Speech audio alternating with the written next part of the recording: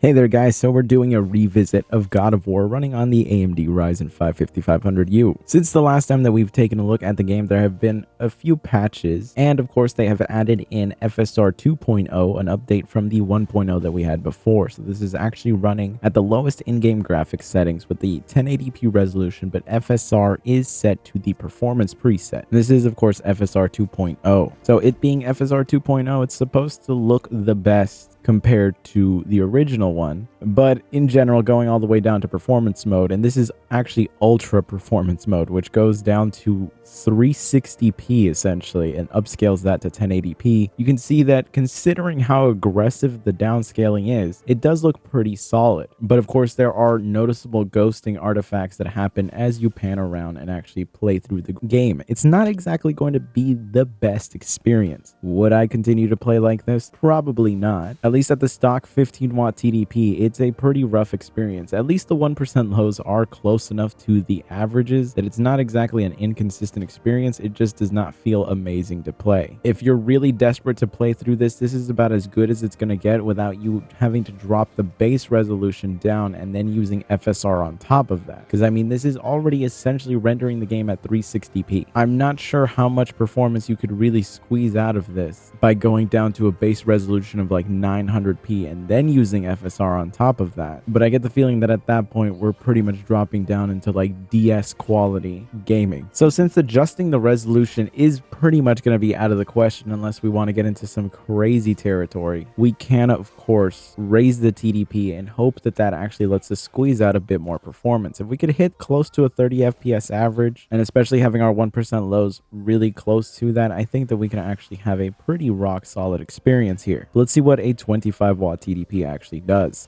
Unfortunately, at the 25 watt TDP, in certain sections, the averages that we're hitting are pretty solid, being in the 30 range, and our 1% lows see a couple of FPS increase in performance, but in general, it is overall a very similar experience, where if you're okay with a 30 FPS average that isn't exactly going to be the most consistent thing in the world, you could probably get away with playing like this, but it is at such a low resolution, and the quality is pretty rough, that I don't know if you'd really want to play the game like this. You might be better off just waiting a few years and seeing if you can't get better hardware than this, especially because budget hardware is going to become more powerful down the line. I get the feeling that once budget RDNA 2 based APUs actually start to appear, games like this are going to become far more playable, especially with features like FSR 2.0. I really would like to actually test out the 6600U in this particular game, because I get the feeling that we might actually be able to get some rock solid gaming performance out of it, and if we're lucky, we might even be able to use a less aggressive form of FSR, but we'll see how the state of the market ends up going. As it stands now, I would say that this is bordering on the edge of playability. You could probably get away with playing like this, but I just don't know if for a game like this that is very story heavy, you'd want to play it at these settings with these visual quality issues. But really, that is all up to personal preference. Of course, raising the TDP all the way up to 30 watts pretty much gets us the closest that we're going to get to having a consistent 30 FPS average, but it's really not going to be an amazing experience or anything like that. It's very similar to where we were at before. Things are just going to be a little bit more consistent because the 1% lows and the averages are so tightly close together. And it's decent enough of an experience, but really, I just personally would not play the game like this. But that really is up to your choice to make here. Personally, I also would not play the game at these specific settings because of the fact that the temperatures that we're reaching are pretty high.